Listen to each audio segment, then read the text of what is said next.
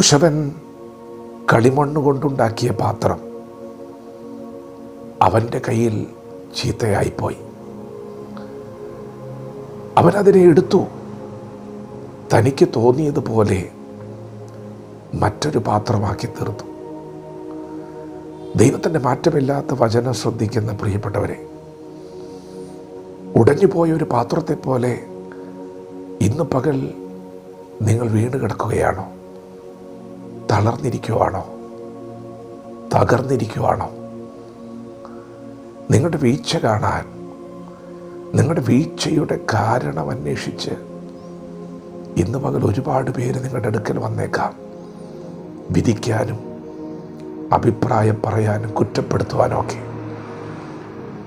എന്നാൽ വീണ് കിടക്കുന്ന നിന്നെ ഒരു കൈ തന്ന് എഴുന്നേൽപ്പിക്കാൻ ഒരുവനെ വരത്തുള്ളൂ. അത് നിന്നെ മെനഞ്ഞ ദൈവമാണ്.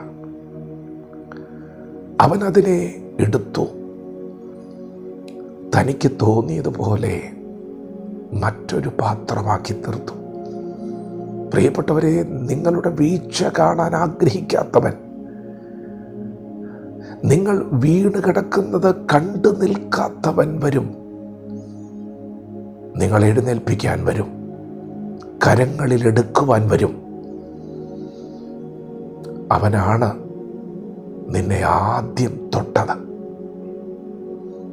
അവൻ്റെ കരത്തിലാണ് നീ രൂപപ്പെട്ടത്.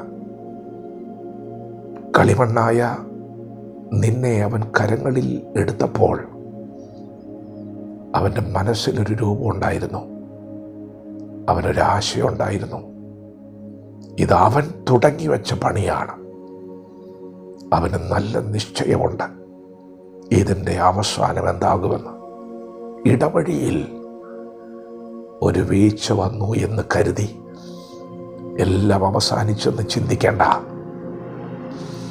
നിന്റെ വീഴ്ച കാണാൻ ആഗ്രഹിക്കുന്നവരുണ്ട്.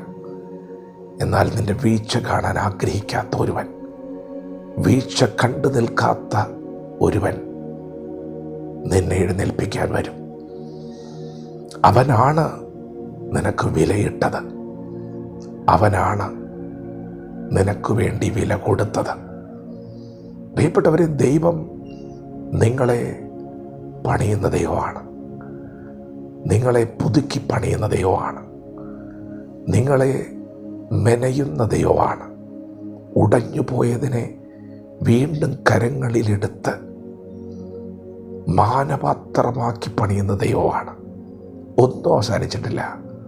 വിശ്വസിക്ക്, നിനക്കൊരു ഉടയവനുണ്ട്. ദൈവമാണ് നിന്നെ സൃഷ്ടിച്ചത്. ഭയങ്കരവും അതിശയകരമായിട്ടാണ് ദൈവം നിന്നെ സൃഷ്ടിച്ചത്. ദൈവം അത് കണ്ടു നൽകിയില്ല. പ്രിയപ്പെട്ടവരെ, ലോകം എന്നാണ് നമ്മെ പരിഗണിച്ചത്? നാം ഓരോരുത്തരും ഒരു പാത്രമായി തീർന്നപ്പോഴാണ് ലോകം നമ്മെ ശ്രദ്ധിച്ചത്, ലോകം നമ്മെ പരിഗണിച്ചത്, ലോകം നമുക്ക് വിലയിട്ടത്. പാത്രമായപ്പോഴാണ്. എന്നാൽ നിൻ്റെ ജീവിതത്തിൽ ചില വീഴ്ചകൾ വരുമ്പോൾ, താഴ്ചകൾ വരുമ്പോൾ, ഇന്നലകളിൽ നിന്നെ പരിഗണിച്ചവരും നിന്നെ വിലമതിച്ചവരൊക്കെ പുറംപറമ്പിലേക്ക് ഉപയോഗശൂന്യമായ ഒരു പാത്രം പോലെ വലിച്ചെറിഞ്ഞത് വന്നേക്കാം. എന്നാൽ പ്രിയപ്പെട്ടവരെ, ആ പുറംപറമ്പിലേക്ക് തന്നെ നിന്നെ എഴുന്നേൽപ്പിക്കാൻ കടന്നു വരുന്നൊരു ദൈവമുണ്ട്. എവിടെ നീ വലിച്ചെറിയപ്പെട്ടോ അവിടെ അവൻ വരും. പ്രിയപ്പെട്ടവരെ, എന്തുകൊണ്ടാണ് അവൻ വരുന്നത്? ഈ ലോകം നിന്നെ ശ്രദ്ധിക്കാതെ പോയൊരു കാലമുണ്ട് നിനക്ക്. ഈ ലോകം നിന്നെ അറിയാതെ മനസ്സിലാക്കാതെ പോയൊരു കാലമുണ്ട് നിനക്ക്. വെറും കളിമണ്ണായിരുന്നൊരു കാലം, മനുഷ്യർ ചവിട്ടിക്കളയുന്ന ഒരു കളിമണ്ണ് പോലെ അത്രത്തോളം വില കുറഞ്ഞ ഒരു കാലം. അന്ന് നിന്നെ കണ്ട ഒരു കണ്ണുണ്ട്, നിന്നെ സ്നേഹിച്ച ഒരു ദൈവമുണ്ട്, നിനക്ക് വേണ്ടി വില കൊടുത്ത ഒരു ദൈവമുണ്ട്. ആ കളിമണ്ണിനെ കരങ്ങളിൽ എടുത്ത് തൻ്റെ കരങ്ങളിൽ ഒരു പാത്രമായിട്ട് അവൻ രൂപകൽപ്പന ചെയ്തപ്പോഴാണ് ഈ ലോകം നിന്നെ കണ്ടത്. പ്രിയപ്പെട്ടവരെ, ജീവിതത്തിൽ എത്ര വലിയ തകർച്ച വന്നാലും നിങ്ങൾ നിരാശപ്പെടരുത്. നിങ്ങളെ മെനഞ്ഞ ദൈവത്തിന് നിങ്ങളെക്കുറിച്ചൊരു ഉദ്ദേശമുണ്ട്.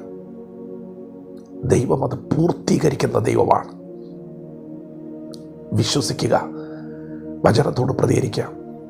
ദൈവം നമ്മെ ഓരോരുത്തരും ഈ പകൽ അനുഗ്രഹിക്കുമാറാകട്ടെ. ആമേൻ.